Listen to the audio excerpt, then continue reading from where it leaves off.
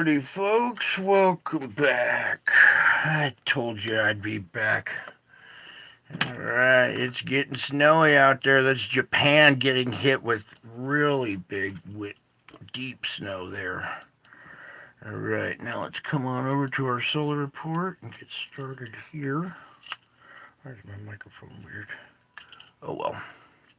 Hopefully you guys can still hear me and see me. Yeah, alright, good. Let's get on over here. Whoops, we X'd out of it accidentally. Meant to open that up. Let's get our solar report going here real quick. At least we'll have fresh data. And something about this data on today's we will talk about. So let's go ahead and click on the 21st. Alright, happy winter, everybody. First day of winter, the shortest day, and for you vampires, the longest night. So here's a lot of missing data, alright? A lot of nothing. 23 frames of basically that, and not much else. So let's go ahead and start going through this, though. Let me pull this down just a tad bit for your viewing pleasure.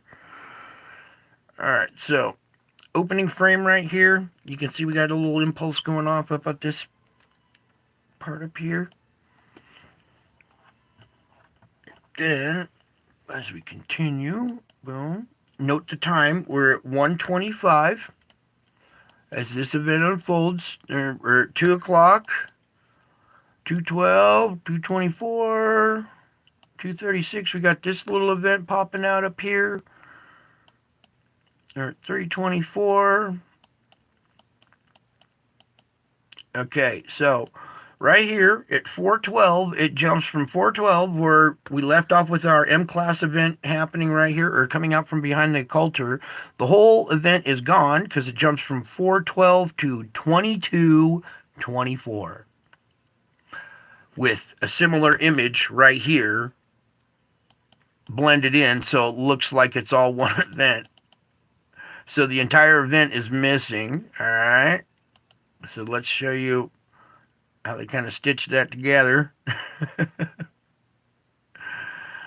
Alright, but that's not all the data. It went from 4 o'clock to 22, so I'm missing 18 hours of data, something like that. So let's back out of that and come down here to Stereo A, why don't we? Oh, look at this. Stereo A has the event. It takes a lot less pictures, but it takes like one every hour or something instead of every few minutes. So we have less images, but we have the whole event. So let's pause it right here. Bing, go right where the event starts to pop out right here. You can see all this plasma coming out here. Boom. Right there. Can you guys, I think you can see that pretty well. You can see how we have this little gap in plasma here. Let me just go ahead and try and, 2. Maybe that'll be a little bit better. Alright, a little bit. Alright. So, well, we kind of had it better right there. Alright. You can see we have our object coming out, and it's got plasma on the very front of it. So it's a white ball with a black gap with the plasma back behind it. Alright, so you can see our object that's draped in plasma. You can see it right here on this side. But over here in the red, it's still all draped in plasma. And then as it starts to... Oh, wait, we got to zoom back out. But that's a good shot of it there. And then as it starts to proceed out, you can still see this pocket right here. Here's the instrumentation reacting to it. And then there appears to be a second little event behind it. Right here, there's something trailing. There's a little dark patch over on the other side. Let's see. No, let's back it up. It's right. This little pocket right down here. You see this little dark pocket? Let me see if we can capture it a little bit better. Nah. Anyways, right here there appears to be a secondary smaller object here coming out. And you can see it over on this side right here a little bit better. And then right here, towards the end, you can see this, let's go to this frame right about here is good. Over on the red side here, you can see that we have this round backside, the bow shock, the backside bow shock of another object right there. Okay, you can see the backside plasma damming up on the backside of this one, another one that snuck through there. Alright, so there's our little event of the missing data over here on stereo A instead. And we'll let that just continue out of the frame, and that was it. Okay, so not much to see there. Let's come on over to this right now. So at the moment, we're cruising right along pretty low right now. In fact, let me just back out of this real quick here. Come up to this one and zoom in a little better. Okay, so I posted in the community part of my channel earlier today when this event started to take place. We had another M-class flare here. I think it was a 4.2 or 3 or something like that. But anyways, we had another M-class event, and when I was talking last night when we had this one, I said, be careful, we might see a repeat of what happened last time and another M-class event. So here's a second M-class event right here. All right, so we took it's a glancing blow. It gave us a little radio blackout, like an R1. It wasn't much. I posted on my community page the little red. It was actually half on this side and half on that side, but it had a little red patch in the middle. So we did take on some more energy today. We did absorb another hit. Okay, not a big one, not a strong one. The hit that we took today was just the flare part. Okay, the CME part seems to be going further away from us, so we might not get a blow from the CME, but we did take on a small little blow from the flare itself. All right, and it made this instrument glow a little red here in the middle, except it was split during the day there. All right, and since then you can see we've had another little event right here. Okay, and let's see if we can even go back here and take a peek at tomorrow already.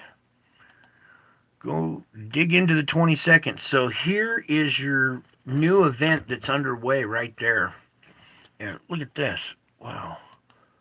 Something in there.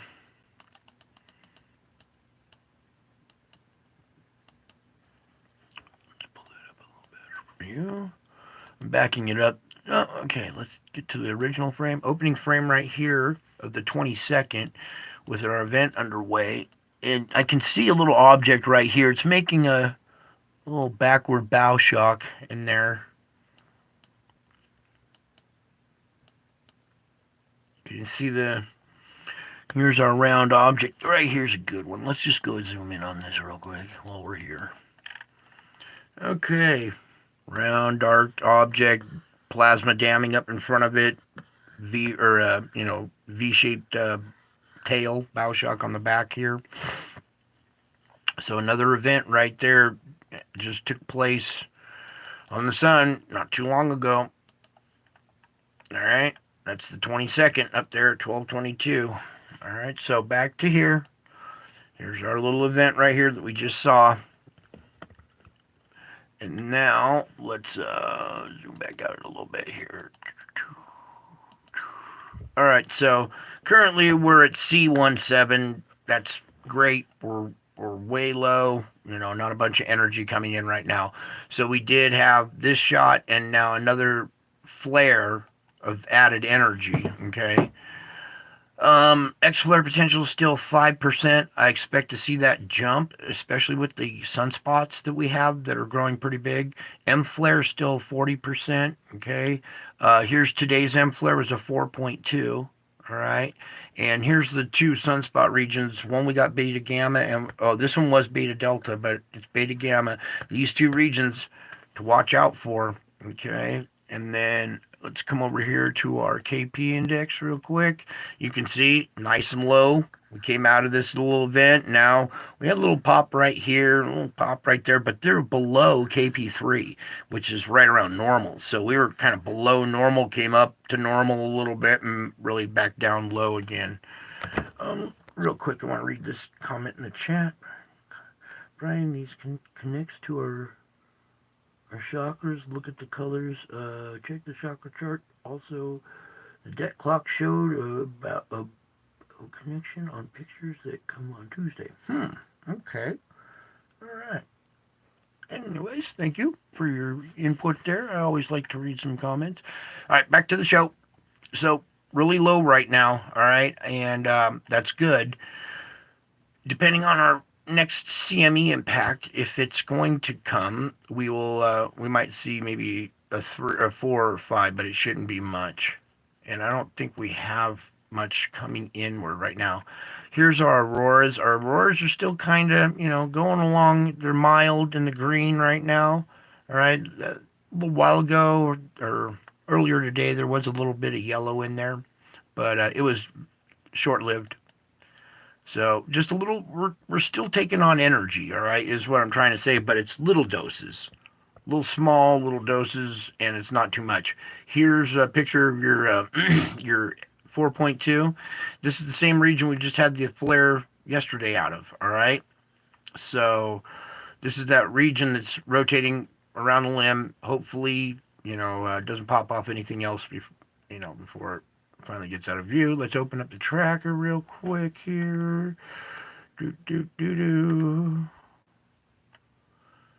All right. See the direction they got this CME going, and it doesn't even really clip Earth at all. So that's good. Even though we'll probably get just a little influence because back you saw it was still on the Earth-facing side of the sun. All right, it hadn't cleared the limb yet.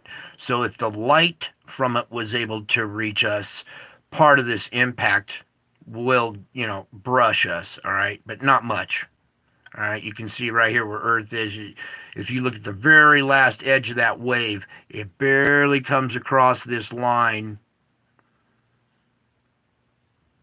So a little pulse of energy, but nothing much. Thankfully, the CME went the other direction there.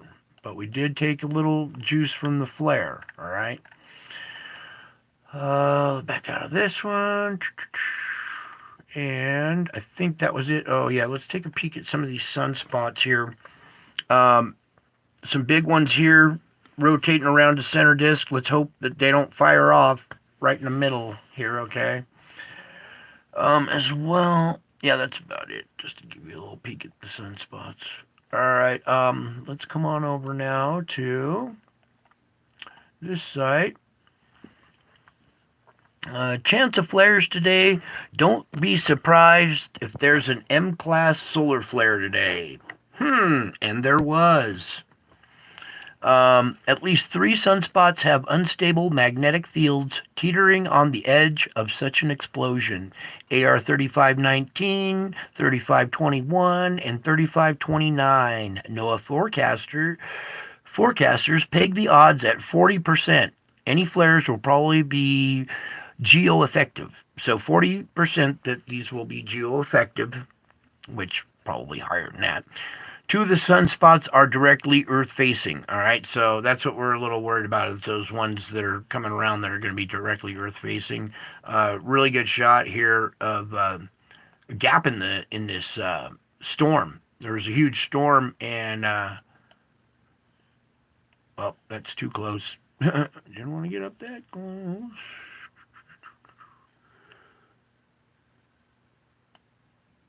Oh, come on now. All right, for a second until it comes back here. Anyways, some of these polar stratospheric clouds, because up at the higher latitude or up at the higher elevations is the polar vortex, and it's creating cold air way up aloft, and that's why we're getting these clouds out of this here. So if we can come back to that, and then get rid of that. All right, now let's come on over to the Schuman real quick. And here we go. Scooch that in. do a little push and shove. Get up front. There we go. Alright, so you can see we had a little easing right here, and then boom, all of a sudden that pressure reached the core, and now it's grinding again. We had a little blast right here. This little blast is the impact from from the flare, because we were cruising along pretty good, even got nice and quiet, and then bing, that flare went off, caused just enough pressure to cause a little squealing event. We're coming out of it right now, and now we're starting to have a little bit more squealing, or a little more scraping here. Okay, so we had about a day of quiet here. If you look over here to the left, we came out of this scraping event here. All right, started to go nice and quiet, and then bingo, that flare hit. It started to absorb, made it screech a little bit, and currently, like I said, you can see we are in a little event right here. Let me refresh this and see if we get a couple more. Yeah, it's not much more.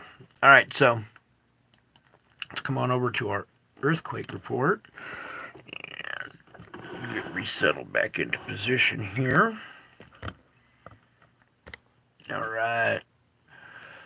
So let's come on over to here. We had this deep quake of 4.4 down at 585, and that's a recent quake, all right? That just happened not too long ago, so this is kind of our latest quake. The rest of this energy in the system is previous to this quake, all right? So keep that in the back of your mind. Here we go, diving in here. We got the 4.3 down at 124. Over here. Right off of Java here, we have a 4.7 down at 10. Come up here, this one is going to be a 4.8. It's 76. Our little weak spot that had, produced that quake swarm a while back in the big quake, 4.9 there at a depth of 2. That's really shallow. A little flurry going on up here by Japan here, so let's get into this.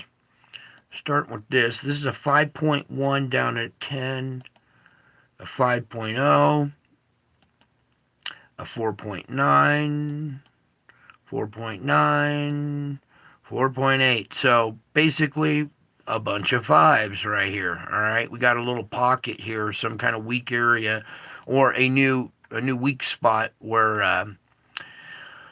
energy is being released. And this time, it's not the best spot to be releasing energy, because let's just go right in here and zoom in on Tokyo and how many people there are in this region right here. This is all city, all just millions of people. All right, so that's not a good spot for having a weak spot, all right? So everybody in Japan, be on alert when pressure comes in and we start having quakes and volcanic activity. You guys just acquired what looks like a new weak spot right off the coast here, all right? Right off the coast of Tokyo there. Coming up here a little further. Oh, all that snow I was showing you in the opening was from Japan. Japan is the one that got buried there. That's a 4.5 up here in Japan. Coming up here, here's a rare quake. All right, we haven't seen many quakes up here. This is a 4.3. It's one of those sub-shallow or sub-deep ones. It's down at 175. Usually we see ones up here that are down as deep as like 400 and 500. So this isn't really a surface quake. This is just a little pressure relieving. Even though we got volcanoes going off on this island, there's still pressure underneath that's being delivered right here, just off the boundary. Now for the big news of the day, this quake up here in Alaska, all right? First of all, let's get into the big one. The big one was a 6.1 with a small tsunami alert. I would click on that to see what their original readings were. This is probably 6.2, 6.3. Anyways, let's get on to these other ones. I would click on that, but it jams up my computer. Don't want to do that to you guys. 5.0 right here, down at 26, 4.6 at 30, and a 4.1 down at 51. So look at this. We have another little quake swarm weak spot event area right here that just put 6.1 energy into the system up here, mind you, up here past the garden hose, past the kink in the garden hose. We have 6.1 energy, 6.2 energy this deep into our part of the system. So watch out, Anchorage. You're gonna, if this continues down the line, you're gonna see a quake around this fulcrum point here around Anchorage. All right, from anywhere from a mid-range 5 to a 6.2. All right. So if that occurs, if this energy makes it down this line and pops off a decent sized quake here in Alaska, we're going to have serious concerns for the Juan de Fuca and the California region. All right. So let's pray that this event area takes a lot of the energy out of the region. All right. And it doesn't continue down the line and make it over this fulcrum point. If we see another one of these quakes or quakes, matching magnitude up here, we'll have concerns about what might be coming down the line here. But for right now, it seems to be concentrated in this pocket right here. Let's hope it stays there. A few little quakes up here, but nothing too much. This is a different quake. This is a 3.0, but it's on this plate. It's on the Asian plate, Pacific Asia plate. It's not on the Pacific plate. It's on the opposite side. Most of these quakes that we've been seeing have all been on this side of the plate. So now we're seeing activity on the inside of this fulcrum point, on the inside plate right there. So careful, we might be seeing precursors of energy trying to get over this hump here. All right. There's a bunch of small quakes here in America. Let's just go through them because there's people that live here. Up here in Idaho, 2.8 Salmon, Idaho. That's pretty shallow. 2.6, just really small ones, but a little bit of activity going on up here, up in Idaho. This is pressure coming down the plate here, down the boundary. 2.6 at Cobb, California. 2.9 Nevada. 2.6, but very low energy. That's good. All right. Let's come over here. A couple of weak ones in Texas at the weak spot over here. 3.6, 2.8, and then up here is Kansas with a 3.1 up there. All right, so not too much going on in America. Kind of quiet. All right, let's come in down here.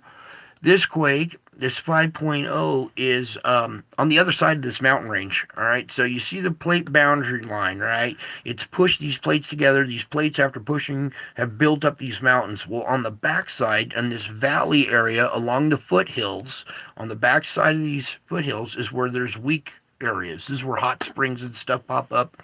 And right here is right where this transition area turns to flat, and there's a river. See this river running through there? And that's the weak zone. And there's your 5.0 down at 12. So it's a pretty close quake. It's a surface quake too. Not surface, but very shallow quake. 5.7 at 55 right here at their fulcrum point, and a 4.7 down there. Now, this little impulse that came in that is causing our Schuman here to grind right here is pressure building up down below again. All right, we had a relief in pressure. It built up again and made it scrape.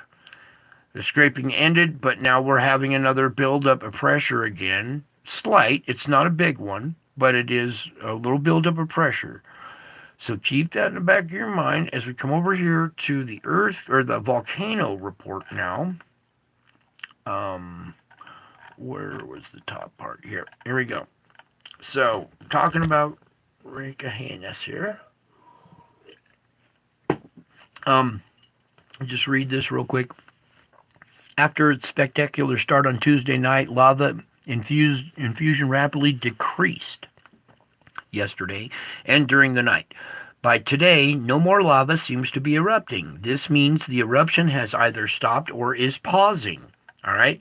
I told you this was going to happen because there was a relief in pressure, and we saw that those curtains came down to like three little pools, or three little vents, we'll say, and the pressure was diminishing. So it should be no surprise that this has stopped or is pausing. Now, with that little pulse of energy that we got from the flare, it wasn't much. It wasn't a CME, it was just the flare, but it did cause some scraping to start again on the Schuman there. So you might see lava, a small event, return to Ricahanus here. Nothing big, but since it has stopped or is pausing, it's probably just pausing. Okay, because there's a little more pressure coming in, and it'll probably make this thing pop and bubble again. All right, not a full curtain like we saw last time, but probably bring some life back to this again with the new infusion of energy there. Okay, that's all I want to talk about that one. Now, coming over here, we have Ebico still active, Ibu with an explosion up to 8,000 feet. Ducono had a blast to 8,000 feet. Popo to 19,000 feet. Santiaguito to 15,000. Fuego had one up to 15,000. Sangay still active. Reventador, a plume that rose up to 15,000. Okay, Sabancaya, 23,000. All right, so still some impressive numbers out there. 23,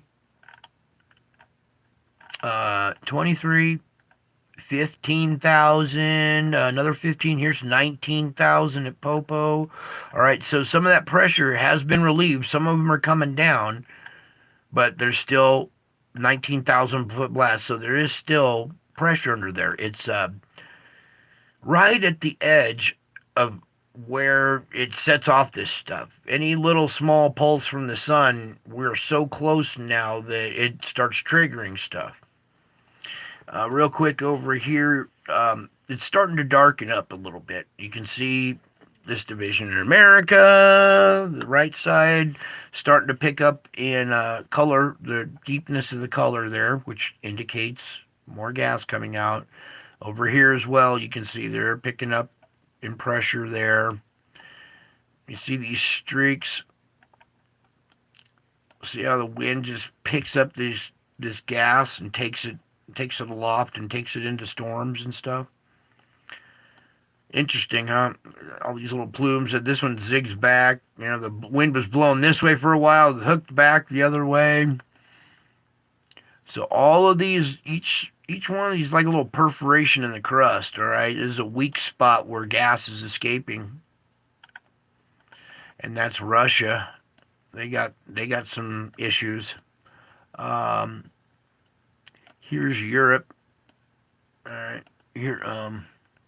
Can you see the Black Sea or the Mediterranean Sea right here now? Okay, so there's the Mediterranean. Here's the Black Sea. Here's pull back just a little bit further, can we?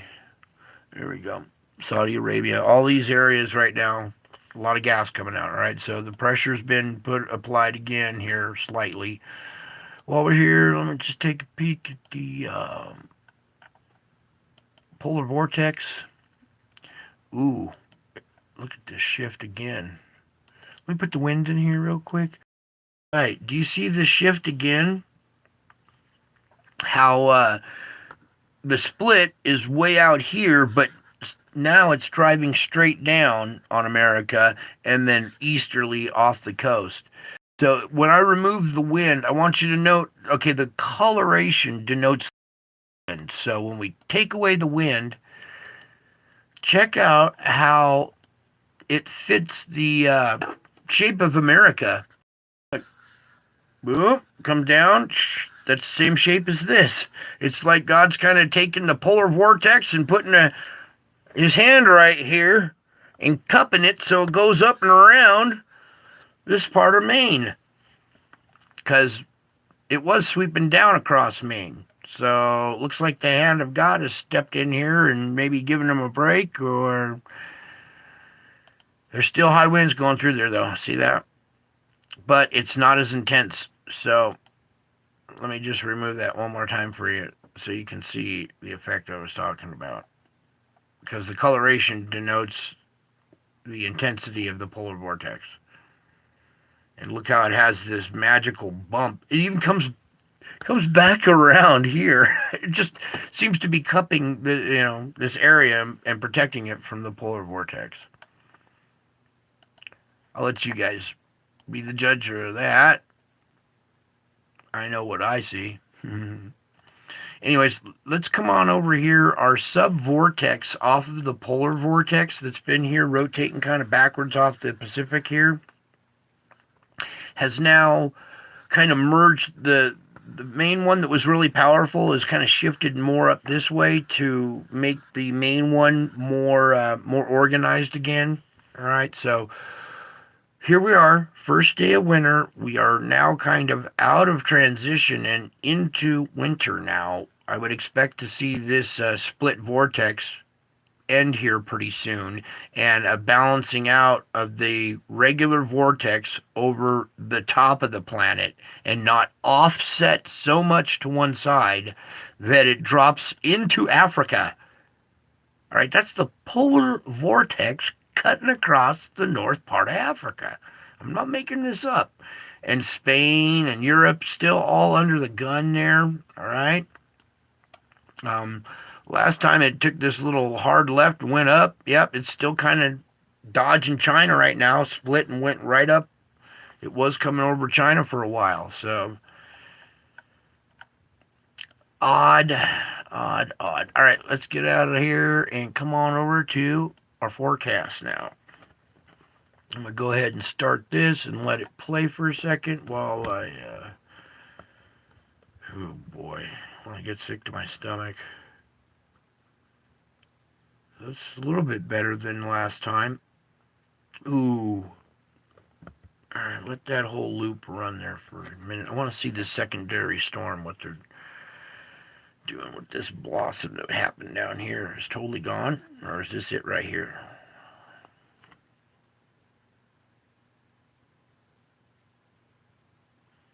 What happened with the secondary storm now?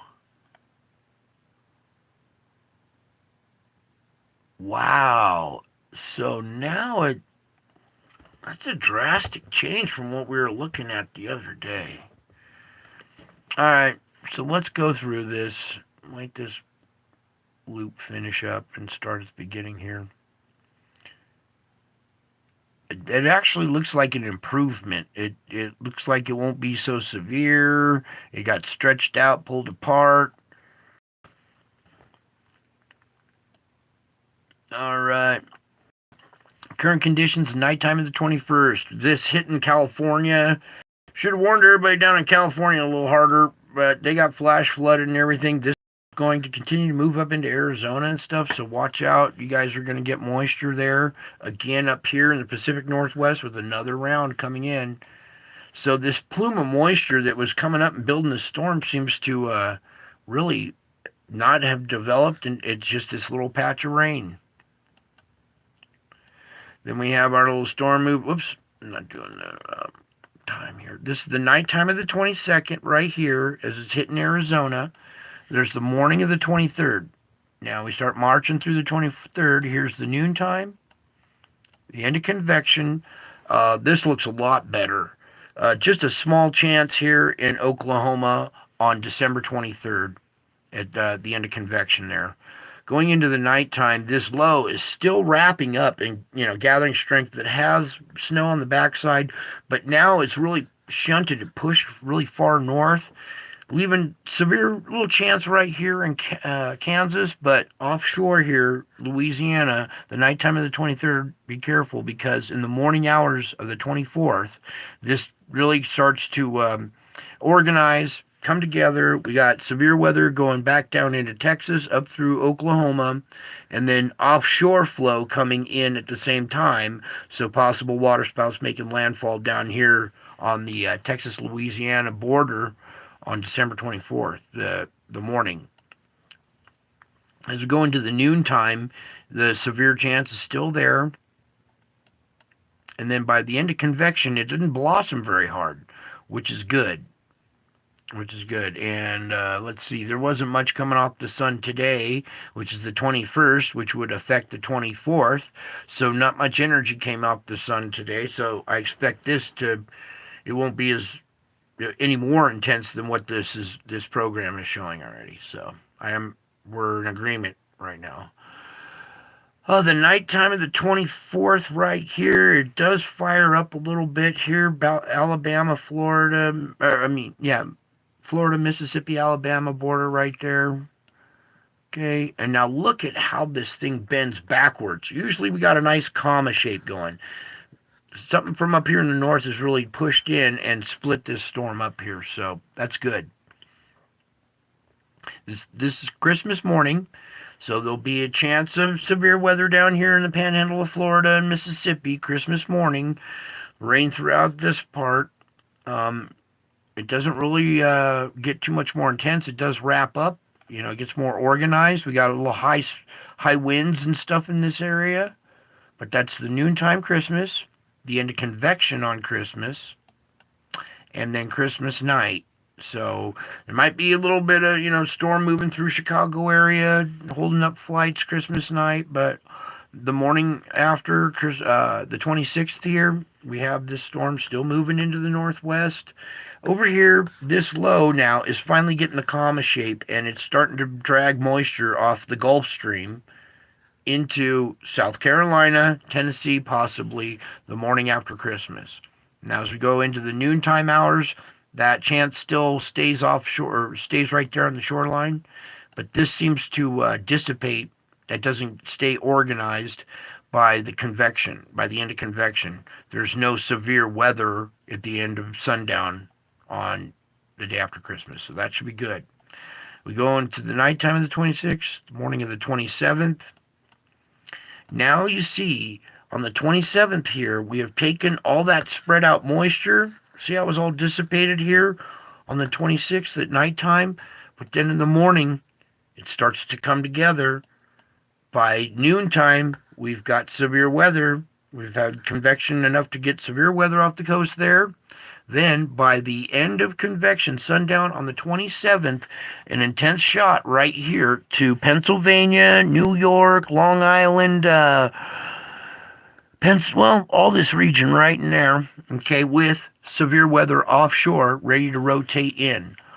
The sundown of the 27th now, okay, so the end of convection on the 27th right there, the East Coast, and then it really tightens up. These millibars tighten up. It's going to be a windy event with severe weather still in Maine, Vermont, New Hampshire, Massachusetts, Connecticut, the whole Northeast, even going back up into New York there. Okay, so that's going to be a big punch to this region right after, 2 days after Christmas. Look for power outages again here with all these high winds. Here we go into the morning of the 28th. Severe weather up into Maine again. This region has just gotten punched really hard and got a lot of moisture, a lot of flooding, a lot of washed out bridges and roads. And here comes another round, just like a week later on the 28th here. Now let's continue into the noontime here of the 28th. You can see it's still very, very intense, well organized, but it's finally leaving the United States and scooting off the map there. All right, now it's pretty clear after this, okay? So I'm going to skip through a lot of this. An occasional storm coming up to the northwest and the Pacific coast here. I think we'll see the weather patterns change again. We might see more weather coming at California. But as far as this forecast is concerned, it's just the one storm now. It didn't turn into two wicked ones. this one, see how a lot of that energy got shunted away to the north? That's what killed the power in this storm. It regathers strength right at the end, though.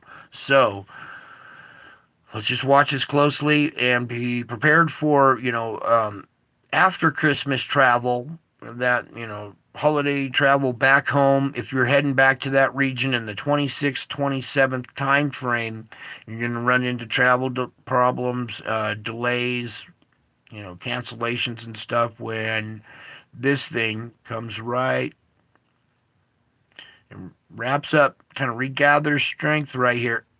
Let me go back right where it kind of starts. So more of the 27th time frame. This would be noontime the 27th as this all coalesces into the sundown time, the end of convection.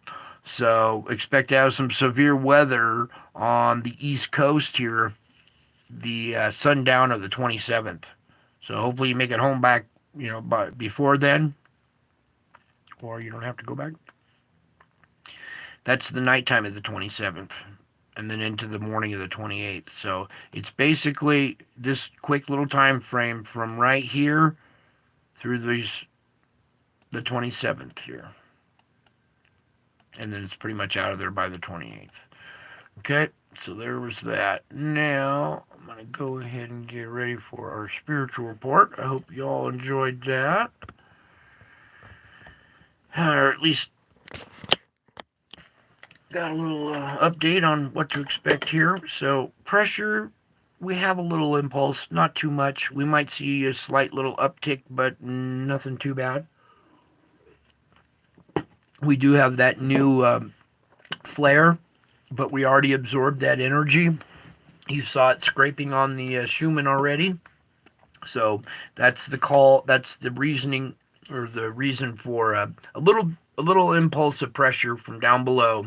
Gonna rattle a few quakes and maybe make some of the active volcanoes spew a little bit more, but it shouldn't be too big or too much. All right, so there's all of that. Let me clear out this and a couple of these instruments that eat up too much of my poor little laptop here. Can't keep up with all this data. So, all right, now we'll come over here and change this one back to my channel. Epic Christmas music. Oh yeah, don't forget to listen to some Christmas music to liven your spirits if you're feeling down. Sometimes holiday blues get to you. A little music in the background sometimes helps. Alright. Oh, no, not that one. We are going past that one. Gotta back up a little bit. So, we left off. First off, let me find what I'm looking for here.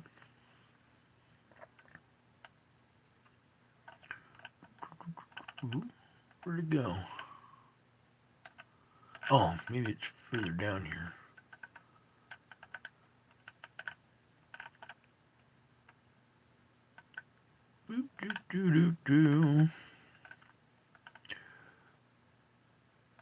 Okay, did I miss it somewhere?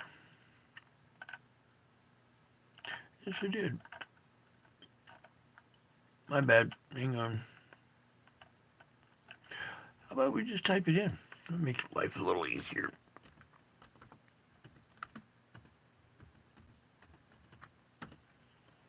Oh, there it is. Okay, so I was showing you these different faces and different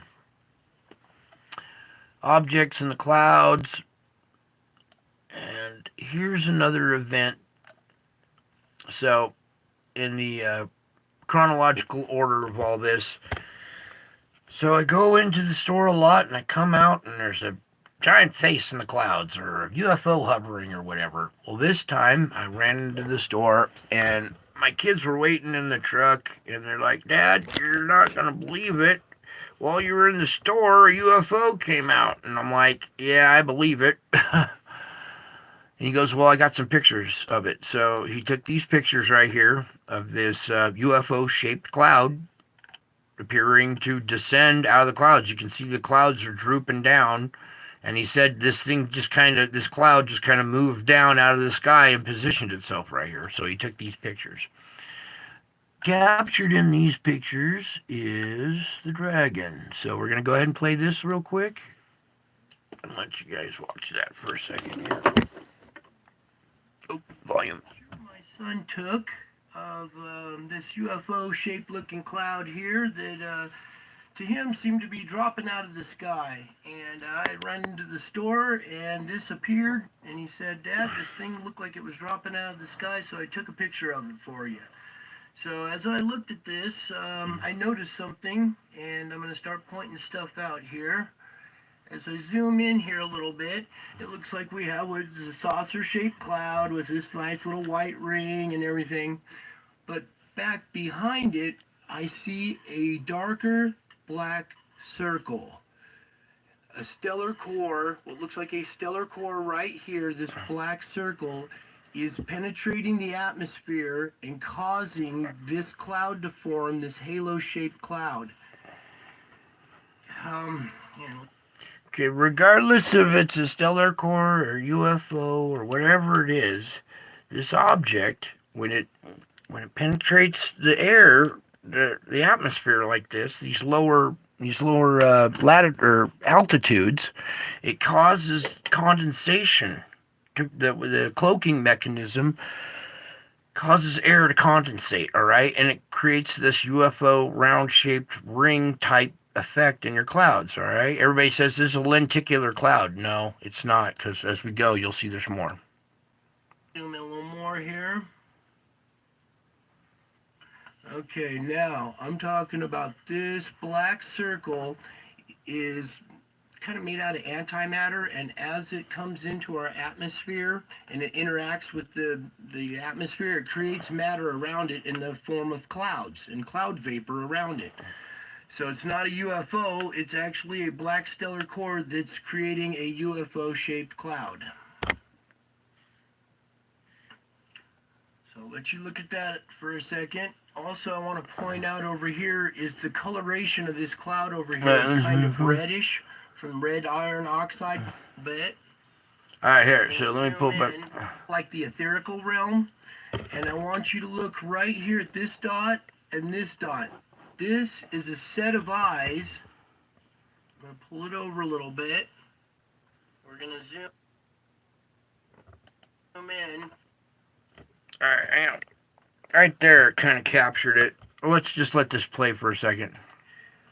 Here's the mouth, the eyes, the face, the horns of a dragon.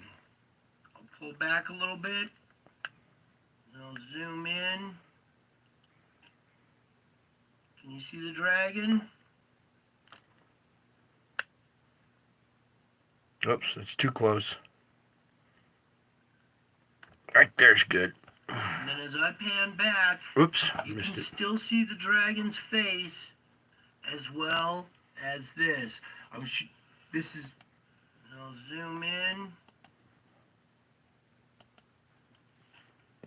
Let's just see if we can see the dragon. Wait, let me get it right. Right there is good. Yeah, that captures it pretty well. Okay, so now we got this showing up, all right? Now, this happened the day before Easter, all right? And wasn't until we got home, my son showed me this picture, I analyzed it, I found this, and I realized, uh-oh, tomorrow's Easter, we need to go back to that same spot. So, this was the indication to me to go back to this same spot on Easter around sundown to see what we would capture again. Alright? And that'll be tomorrow's video. That's the one that we always close out with. Alright?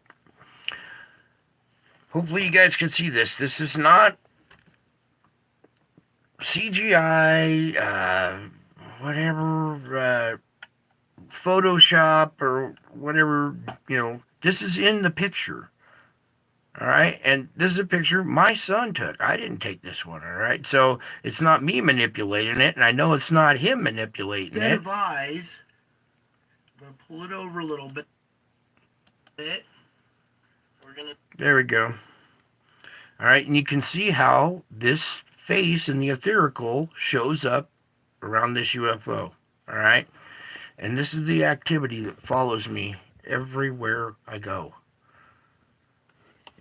It just, after a while, I can't look up at it anymore. I have to focus on my life and kind of go back to just living life and stop looking at the sky all the time, because this stuff gets it gets to you after a while.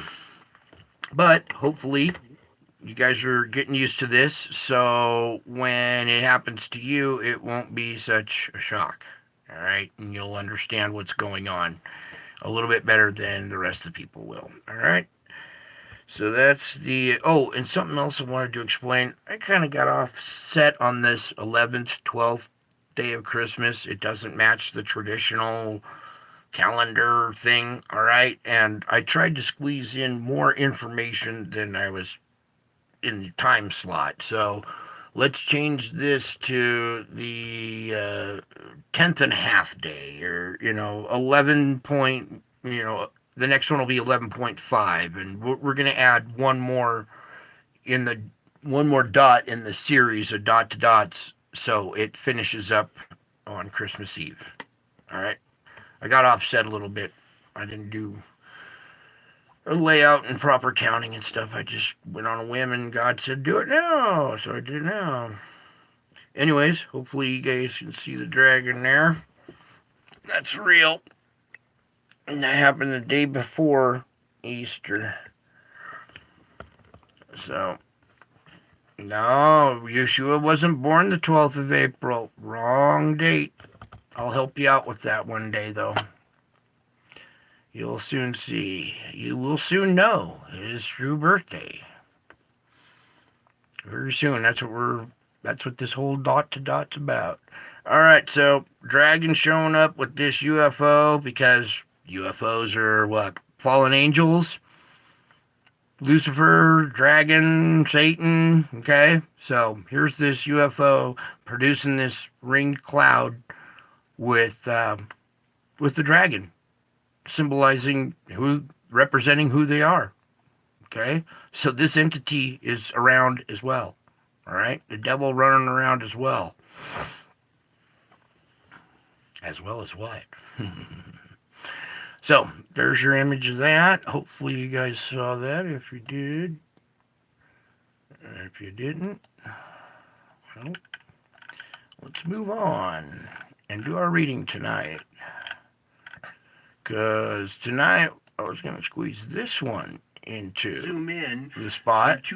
But we're going to do tomorrow's dot will be this one, all right? So kind of got a little ahead of myself, too much info, not enough days, started a day too early, rushing it, but you guys get the spirit of it. I'm trying to give little gifts each day of the 12 days of Christmas, each day is a little miracle, a little gift, and then the real big gift will come Christmas Eve, because I might be busy Christmas Day, so. Anyways, let's get this image pulled up here. Sorry, I'm lagging here. Good enough right there, I guess.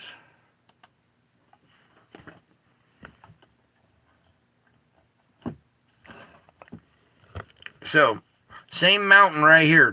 I'm in the same position that I took those pictures of the dragon, all right? I'm in the same spot, looking in the same direction that I captured the dragon, that my son captured that picture of the dragon in that UFO cloud, all right? Dude, it looks pretty good right there. Do it more like that. Yeah, God does a lot of 7. Yes, 7 and 70 are his calling card. All right, and we'll get into that too later as well. So, here we are. This is Easter. This event happened on Easter. Jesus showed up in the clouds. All right, now we're going to do the reading here. Let me get my lights set up. Imagine if I had a professional studio, how much better this show could be. But we do our best with what God gave us. Okay. So, did I lose my spot entirely? Or was it right here? Oh, I lost it. Hang on.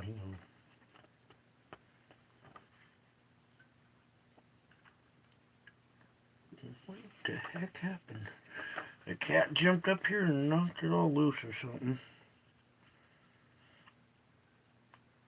Alright, we're just going to start right here. Alright. As you wait attentively in my presence, the light of knowledge of my glory shines upon you. This radiant knowledge transcends all understanding. It transforms every fiber of your being, renewing your mind, cleansing your heart, and invigorating your body. Open yourself fully to my presence and be awed by my glorious being. Try to imagine what I gave up when I came into this world as a baby. I set aside my glory so that I could identify with mankind. I accepted the limitations of infancy under the most appalling conditions, a filthy stable. That was a dark night for me, even though angels lit up the sky proclaiming glory to awestruck shepherds. When you sit quietly with me, the process I went through is reversed in your experience. As you identify with me, heaven's vistas open up before you, granting you glimpses of my glory. I became poor so that you might become rich. Sing hallelujahs to my holy name. I am the gift that continuously gives, bounteously, with no strings attached. Unconditional love is such a radical concept that even my most devoted followers fail to grasp it fully. Absolutely nothing in heaven or on earth can cause me to stop loving you. You may feel more loved when you are performing according to your expectations, but my love for you is perfect. Therefore, it is not subject to variation. What does vary is your awareness of my loving presence. When you are dissatisfied with your behavior, you tend to feel unworthy of my love. You may unconsciously punish yourself by withdrawing from me and attributing the distance between us to my displeasure. Instead of returning to me and receiving my love, you attempt to earn my approval by trying harder. All the while, I am aching to hold you in my everlasting arms, to enfold you in my love. When you are feeling unworthy or unloved, come to me. Then ask for receptivity to my unfailing love. As you journey through life with me, see the hope of heaven shining on your path, lighting up your perspective. Remember that you are one of my chosen people, belonging to me. I called you out of the darkness into my wonderful light. Savor the riches of these concepts. I chose you before the creation of the world, so nothing can separate you from me. You belong to me forever. I drew you out of the darkness of sin and death into the exquisite light of eternal life. The brightness of my presence helps you in multiple ways. The closer to me you live, the more clearly you can see the way forward. As you soak in this love-drenched light, I give you strength and bless you with peace. My radiance blesses not only you, but other people as it permeates your whole being. This time spent focusing on me helps you become more like me, enabling you to shine into the lives of others. I'm continually drawing my loved ones out of darkness and into my glorious light. So be still in my presence and wait patiently for me to act. Spending quality time with me is so good for you. I rejoice when you push back the many things clamoring for your attention and focus wholeheartedly on me. I know how hard it is for you to sit quietly with me, and I don't expect perfection from you. Instead, I treasure your persistence in seeking my face. My loving approval shines on you as you seek me with all your heart. This intimate connection between us helps you wait trustingly for me to act. So don't worry about evil people who prosper or fret about their wicked schemes. Trust that I'm still in control and that justice will ultimately prevail. I will judge the world in righteousness and the peoples in my truth. Meanwhile, look for ways to advance my kingdom in this world. Keep your eyes on me as you go through the day, and be willing to follow wherever I lead. So do not be overcome or discouraged by evil, but overcome evil with good. Whew. Well, I hope you heard that one loud and clear, because he's screaming it loud and clear, trying to get your attention, saying, hey, something more is going on over here. Alright, so I think that's it for now. We didn't have any notes. I kind of just did a quick show here. Thank you very much, Jimmy. You always thank you for your awesome reading, Brian. Thanks. And thank you, Leslie and Drop. Thank you so much, sir. Everybody, all you guys, for taking time out of your day to come here late at night and watch this crazy report. Right? Sounds crazy, but actually all unfolding to be true. And maybe some of you guys listen to Mike from around the world over at Paul Bagley's, and all of a sudden Mike's kind of telling you guys that stuff from down below is coming up to the surface and causing our activity. Okay, so slowly but surely all this is kind of making sense, coming together, and everybody's getting on board. So that's good. And you guys got a head start. So just keep trying to spread the Christmas cheer. Remember what this holiday is all about. It's not about giving gifts and stuff.